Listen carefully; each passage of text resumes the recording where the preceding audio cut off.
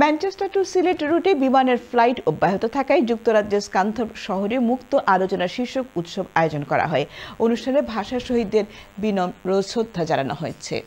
বিস্তারিত থাকছে আমাদের স্কান্থর্প হাল প্রতিনিধি জামাল আহমেদের রিপোর্টে। ক্যামেরায় ছিলেন আব্দুল্লাহ আল আজিজ। স্থানীয় কমিউনিটি হলে ম্যানচেস্টার টু সিলেট রুটে বিমান ফ্লাইট অব্যাহত থাকায় যুক্তরাজ্যের স্কান্থর্প শহরে মুক্ত আলোচনা উৎসব অনুষ্ঠানের আয়োজন করে north Bangla press club UK. পবিত্র আল কুরআন থেকে তিলাওয়াত করেন হাফিজ উসমান। ভাষা শহীদদের আত্মার মাগফিরাত কামনা করে দোয়া পরিচালনা করেন মৌলানা মালিক। আঞ্জুম চৌধুরী ও ইশফাক আহমদের যৌথ পরিচালনায় স্বাগত বক্তব্য রাখেন প্রেস ক্লাবের কোষাধ্যক্ষ এনামুল আলম।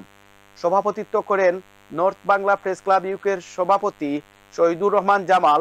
প্রধান অতিথি বক্তব্য রাখেন Manchester assistant high commissioner Mohammad Zubayed Hossain. বিশেষ অতিথি বক্তব্য রাখেন ম্যানচেস্টার বাংলাদেশ বিমানের manager Mahmudur Rahman, station manager Anisur Rahman, Bangladesh welfare অ্যাসোসিয়েশনের চেয়ারম্যান আব্দুল খালিক শরীফুদ্দিন, মুজিবুর রহমান মুজিব, জাহাঙ্গীর চৌধুরী, রুজিউর রহমান মর্তুজা, যুক্তরাজ্যের স্বেচ্ছাসেবক দলের সহ সাংগঠনিক সম্পাদক আব্দুল মালিক, বিশিষ্ট ব্যবসায়ী মহসিন খান, সৈয়দ আহমদ সহ আরো অনেকেই। Manchester high commissioner Zubayed Hossain channel এসকে বলেন, North Bangla press club UK আয়োজিত আজকের যে অনুষ্ঠানটি হলো, বিমানের ফ্লাইটটি বাতিল করার যে চিন্তা ভাবনা ছিল সেই সিদ্ধান্ত বাতিল করে আবার ফ্লাইটটি পুনর্বহাল থাকা, এটার সেলিব্রেট করার জন্য যে অনুষ্ঠান আয়োজন করা হয়েছিল।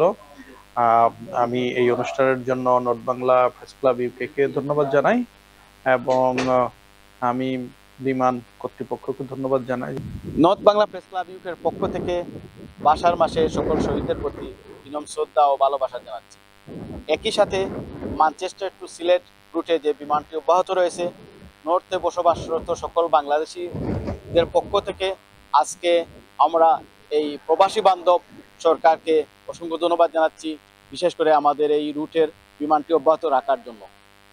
আজকের এই নর্থ বাংলা প্রেস ক্লাব ইউকের অনুষ্ঠানের মধ্য দিয়ে অ্যাসিস্ট্যান্ট হাই কমিশনার ও বিমানের কর্মকর্তাবৃন্দ একথাই জানিয়েছেন যে এই বিমানটি আমাদের সকলের, এটা সুরক্ষা এবং রক্ষা করা আমাদের সকলের দায়িত্ব।